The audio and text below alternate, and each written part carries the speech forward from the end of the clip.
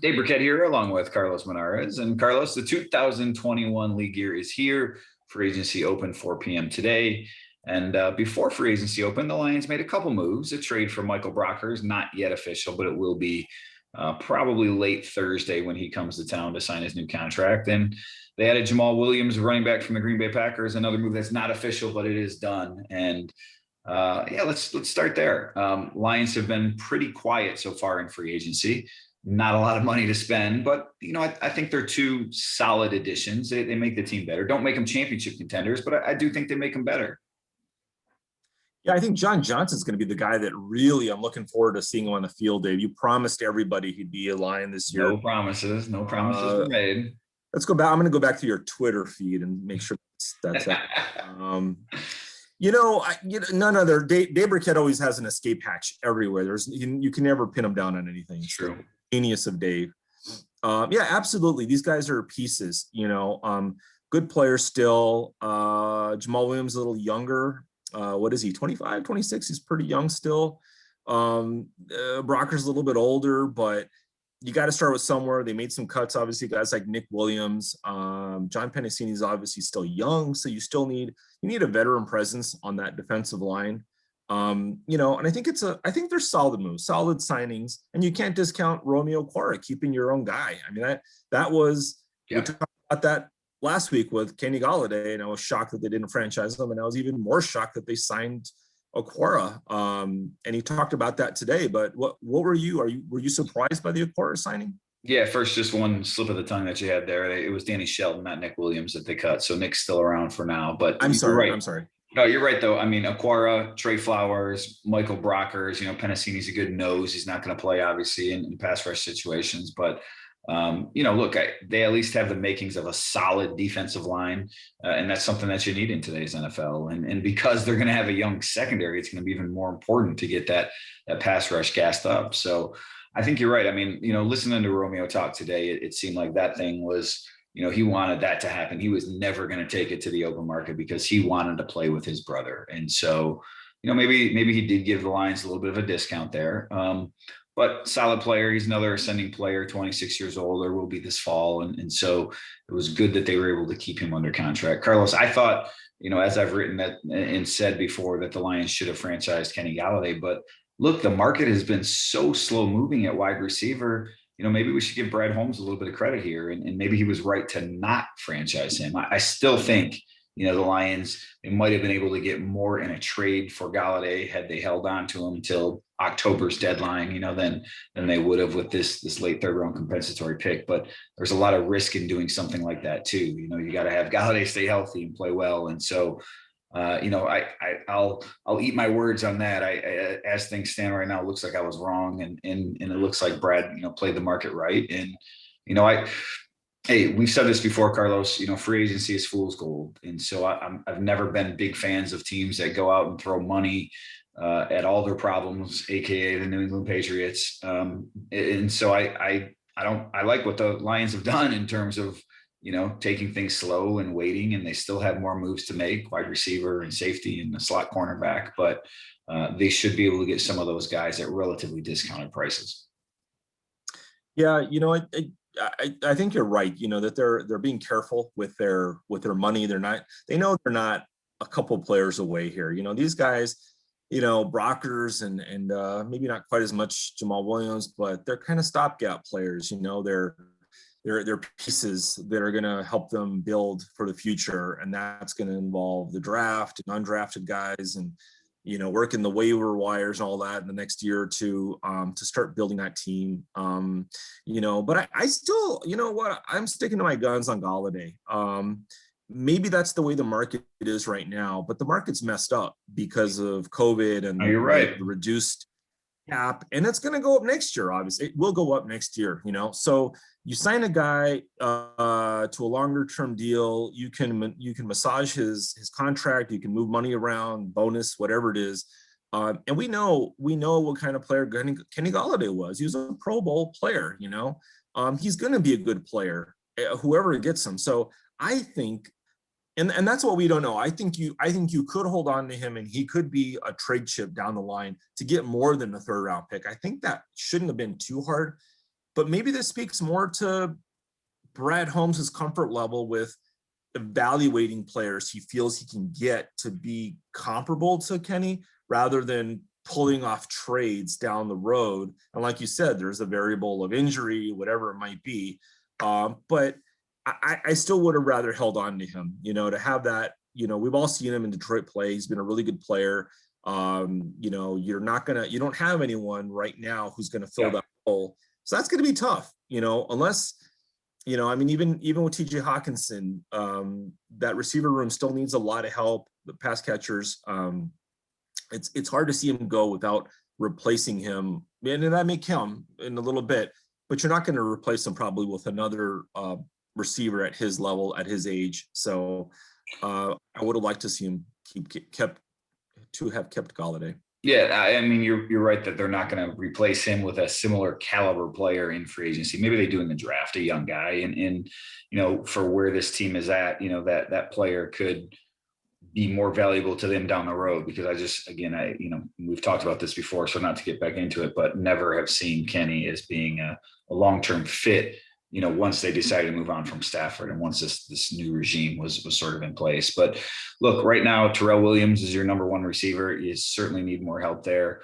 Right now you don't, Will Harris is one of your starting safeties. You need more help there. You don't have a slot cornerback. So this Lions roster is still very much a work in progress.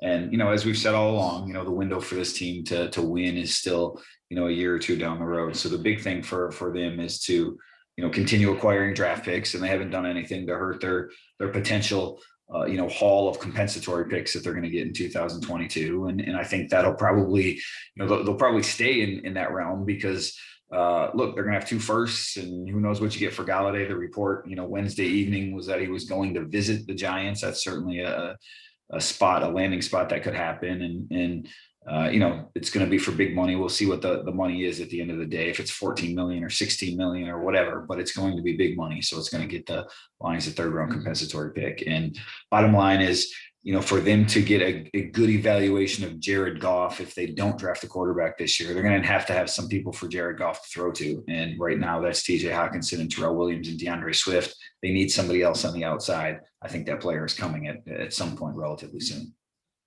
I think that my little guess here is I wrote about this recently, just how I think Goff is going to be motivated to play well. And I think that, Brad Holmes is going to know enough about what Goff needs to play well, whether it's, going back to the play action that the Rams, used really effectively with him when Todd Gurley was playing better, whatever it is, they know what Goff's strengths are. And I just worry that it's going to come a time in September, October, whatever, where this team's actually not as bad as we think it's going to be. And we're going to be scratching our head saying, can you imagine if Kenny Golladay was on this team and he's got, 5 touchdowns in October already with the Giants or whatever, man, what would they have been if they just held on to him? And when he makes everybody happy, if you sign Golladay to a franchise, tag and he's here and maybe you hold on to him, maybe I don't know, maybe he gets along better with this regime. Who knows? You never know. Winning cures a lot of problems. But I did want to ask you a question, and this is the elephant in the room, Dave, and it's a tough one, but Michael Brocker said some stuff about Jared Goff, not specifically Goff, but he praising Matthew Stafford, right? And said that it's a next level up, it's a step up. Yeah. Stafford over Goff. How do you walk that back now that you're teammates with Goff? How is that going to play out in locker room? Well, I guess we'll find out Friday when he talks, or whenever it is that he talks to us, as to what he says about that. I mean, I think the answer for him is just to say that, he was caught at wherever he was caught at the airport, right? Or wherever TMZ got him at. And, he was just being complimentary of his teammate, and he didn't mean it as a slap at Goff. And he did say some complimentary things about Goff a day or two later when he was talking with Good Morning Football. So,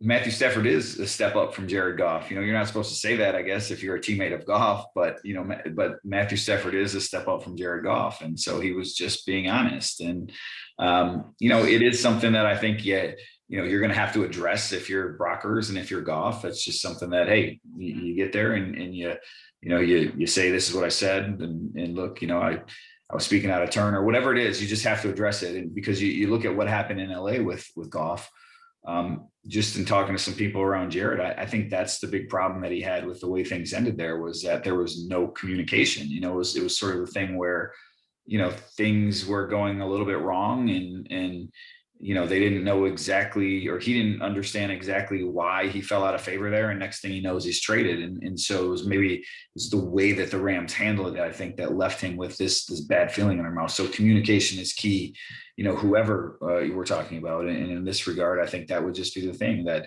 as Dan Campbell said, right, you sit down, you hammer the problem out, and then you move on. And then your teammates for a year or 2 or 3 or whatever it's going to be for these two. So I don't think it's something they can't get over, but you're absolutely right. It's something that, we'll certainly write about later this week when we talk to Brockers and maybe even Goff, depending on, what questions we're able to get in. And I think it's something that Brockers and Goff need to say. But Carlos, I want to get back to something that you said before we get going here too, was you said that the Lions are going to be a little better than people think next year. And you know what? I maybe agree with you. I mean, because people are talking about this, they're in a rebuild phase, right? And they're not a playoff caliber team, but people are talking about them like they're going 1-16 next year. And you got a quarterback in Goff that will keep you, above water.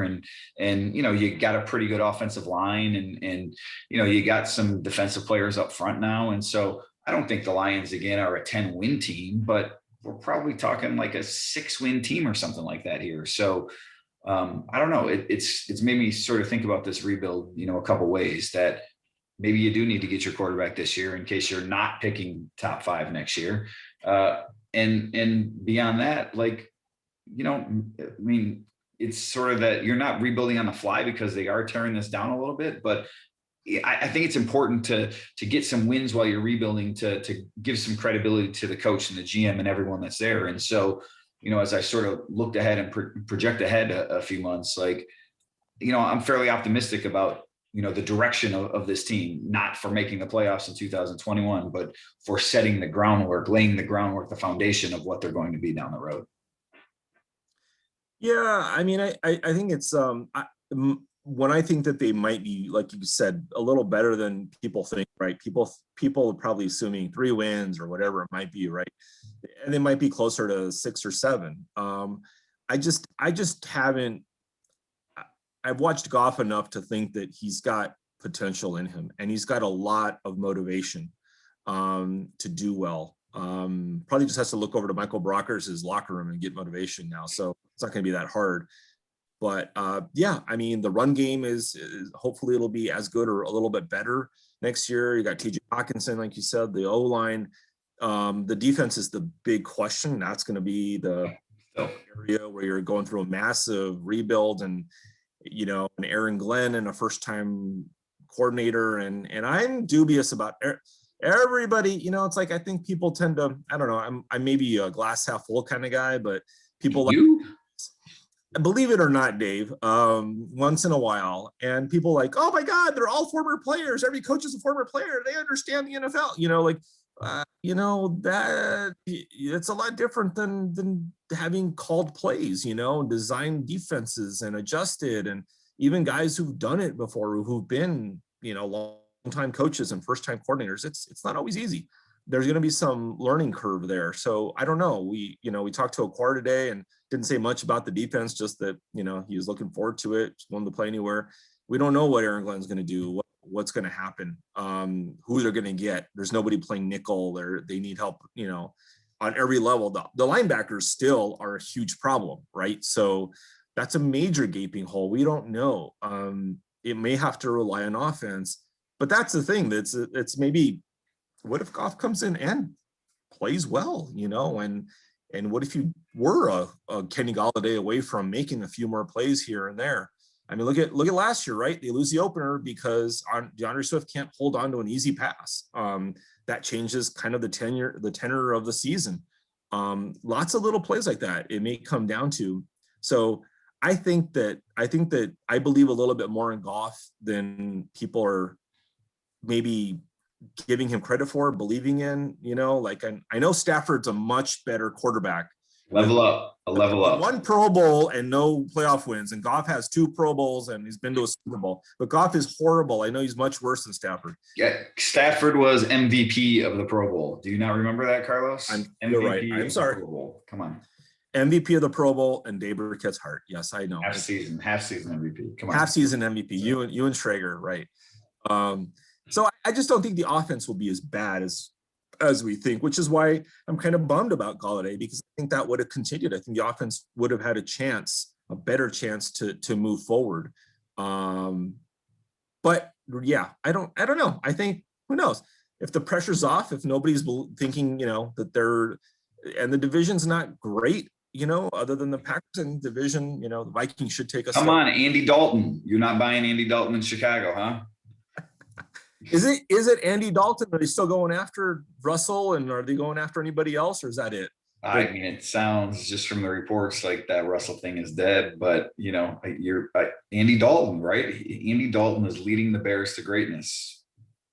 Right. Andy Dalton and Matthew Stafford are the same player. So you know what? It's probably best that the Bears didn't get to pull off that Russell Wilson trade, because everyone's probably going to get fired there next year. And so the next GM, at least, then they'll go through what the Lions are going through, where they'll trade off all their parts and they'll, be able to start anew and have a high draft pick and have all their picks. So that way they can go out and get their quarterback. And, and then we'll see it's the Lions and the Bears and who can build the fastest and the strongest team to maybe take over for when Aaron Rodgers retires, except Jordan Love then becomes the next in that long lineage of great Packers quarterbacks, from Brett Favre to Aaron Rodgers to Jordan Love. And then the Packers continue their dominance for another 15 years.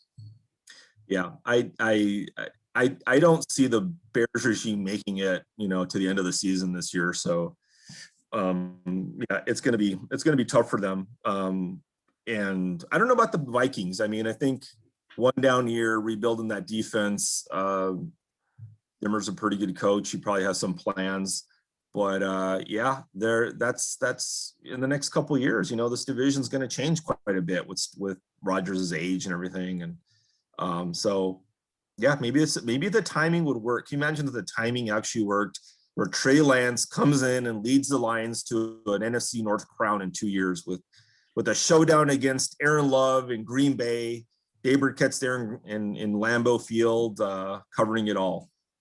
Honestly, that's one of the reasons I think that people should have some optimism. And again, it's just optimism. We don't know how this is going to play out, but for the Lions rebuild, because the time frame sort of matches up with when you can see Green Bay finally taking a step back, and I was talking to somebody about this before, somebody that was in the AFC East, and they said, we had some pretty good teams over the years, but when you have Tom Brady for 20 years playing in your division, you're just not going to win much, and that's really what the Lions have been in for 30 years, where they've had a Hall of Fame quarterback, one of the, 5 or 10 best to do it, in Brett Favre and Aaron Rodgers, back to back for 3 decades. And so no matter what the Lions put together, they were always running up against that. And that's not excusing any of the Lions have made so many mistakes over the years, right? That's not excusing anything that they have or haven't done, but that's just the reality of it, is that Green Bay has been a force for the better part of 3 decades. And finally, maybe there's a window of opportunity for somebody else to sneak in if they don't have the quarterback thing right,